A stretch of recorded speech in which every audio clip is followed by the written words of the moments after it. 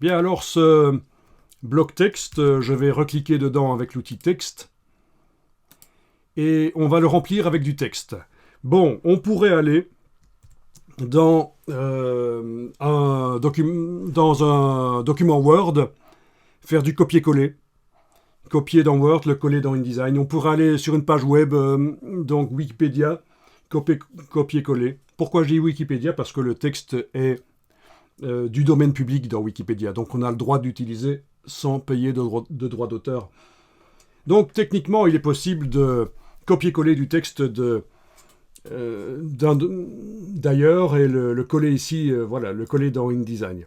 On peut aussi rédiger complètement dans InDesign, taper le texte, c'est pas un problème technique.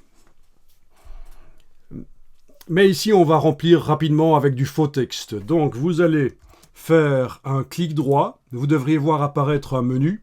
Et dans le menu, vous allez trouver « Remplir avec le texte de substitution ». Vous choisissez ça. Et le bloc s'est rempli presque complètement, comme un œuf. Il s'est rempli, quelle que soit la dimension ou proportion de bloc que vous aviez fait, d'ailleurs. Alors, en fonction de la dimension du bloc que vous aviez fait, vous êtes allé plus ou moins loin dans le faux texte. Est-ce que tout le monde, ça commence par ceci, c'est qu'ici, vous avez autre chose? D'accord. Donc, en principe, et contrairement à Illustrator, où on avait tous le même texte, si vous vous souvenez, quand on avait rempli avec du faux texte dans Illustrator, ceux qui ont suivi la formation, ici, c'est du faux texte aléatoire. En principe, chacun a un texte différent. Et donc, c'est ce qu'on appelle du lorem ipsum, en effet. C'est du faux latin. Hein. D'ailleurs, lorem ipsum, ça vient d'un poème latin dans lequel le vrai texte, c'était dolorem ipsum. Donc, vous voyez, déjà, rien que le premier mot, il a été modifié. Donc, à quoi ça sert le faux texte? Ça sert à mettre en page... alors qu'on n'a pas encore le vrai texte, on peut malgré tout peupler les pages avec du texte et faire la mise en page. Notamment quand on fait une maquette de magazine. Quand on lance un magazine qui va être récurrent tous les mois, par exemple, le magazine va sortir. Il faut d'abord faire la maquette du magazine. Il faut mettre au point l'aspect du magazine général qui va être utilisé, l'aspect qui va être utilisé à chaque fois avec des images et du texte différents, bien sûr. Mais donc, quand on met au point la maquette, voilà, on peut utiliser du faux texte. Donc ça, c'est pratique. Il y a un générateur de faux texte directement dans InDesign et dans les autres logiciels Adobe. Bien sûr, ça existe aussi en ligne. Si vous tapez lorem ipsum, dans un navigateur web, vous allez trouver des générateurs de faux textes. L'intérêt, c'est quand on fait aussi un travail pour un client et qu'il est encore en train de retravailler le texte, il n'a pas sa version finale du texte. En utilisant du faux texte, on est certain de ne pas faire l'erreur au final, avoir une ancienne version du texte du client à la place de la dernière version. Voilà. Quand il a sa dernière version du texte, ses rédacteurs ont fait le bon texte, on remplace le faux latin par le vrai texte du client.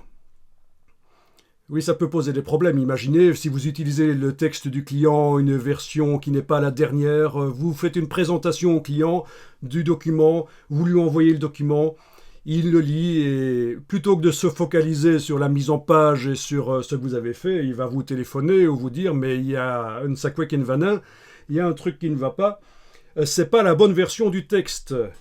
Donc voilà, pour éviter ce genre de problème, on utilise éventuellement du faux texte. Bien, alors... ce document, on va déjà l'enregistrer ici dans un dossier que vous allez faire éventuellement sur le bureau, un dossier qui va porter le nom de la formation. Vous mettez ce que vous voulez comme nom de dossier. Et dans ce dossier, vous allez enregistrer le document.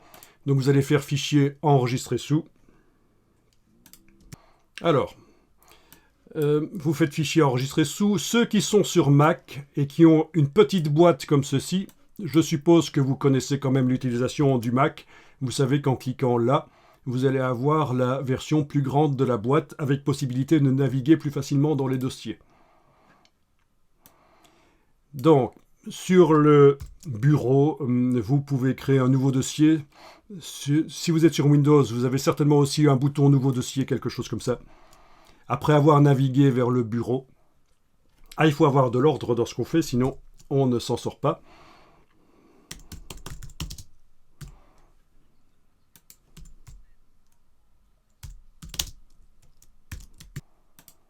Voilà, et je vais appeler ce document. Alors, n'effacez pas l'extension pour bien faire. InDesign Data. N'effacez pas l'extension, vous remplacez seulement le nom du document. Alors sur Mac, l'extension n'est pas nécessaire, mais c'est quand même bien d'avoir l'indication quand on voit un fichier que c'est un fichier InDesign. Sur Mac, c'est inscrit ailleurs dans le fichier. Quel est le logiciel qui a créé le fichier et donc qu'il faut ouvrir le document dans ce logiciel-là. Je vais appeler ça intro et je vais directement ici mettre un incrément -01 parce que vous allez voir que je vais enregistrer régulièrement sous un nom différent parce qu'il faut le faire pour une raison technique. Alors, une fois que vous avez enregistré, voilà, une fois que vous avez modifié le nom, je veux dire, vous allez pouvoir cliquez sur enregistrer. Au passage, regardez ici le format d'enregistrement. Je suis dans la version 2021 de InDesign. J'ai la possibilité d'enregistrer dans ce qu'on appelle le format IDML, InDesign Meta Language. Mais c'est uniquement si je veux pouvoir ouvrir mon document InDesign dans une version plus ancienne que la 2021 que je suis en train d'utiliser. Alors, à ce propos, c'est très déconseillé de passer d'ouvrir un document InDesign dans une version plus ancienne que la version qui a servi à faire le document. Donc, techniquement, vous avez la possibilité, si vous voulez ouvrir dans la version 2020, par exemple, ce document qui est fait avec la version 2021, si vous voulez plus tard pouvoir l'ouvrir dans la version 2020, vous avez la possibilité de l'enregistrer au format IDML, mais ça risque de bouger. Il y a des choses qui vont bouger. C'est très déconseillé. Si vous devez absolument travailler avec quelqu'un qui a la version 2020, travaillez aussi avec la version 2020. C'est beaucoup mieux. C'est pas très grave. Il ne faut pas faire la course à la dernière version, faire l'erreur du débutant de croire que quand on a la dernière version, ce sera beaucoup mieux. Mais non. C'est très rare quand les dernières versions des logiciels vous apportent vraiment une plus-value par rapport à la version d'avant ou la version encore avant. Alors, regardez chez moi ici. Ici, voilà. J'ai la version 2021, également la 2020, également la 2019. Autrement dit, sur le même ordinateur, vous pouvez installer plusieurs versions de InDesign, ce n'est pas impossible.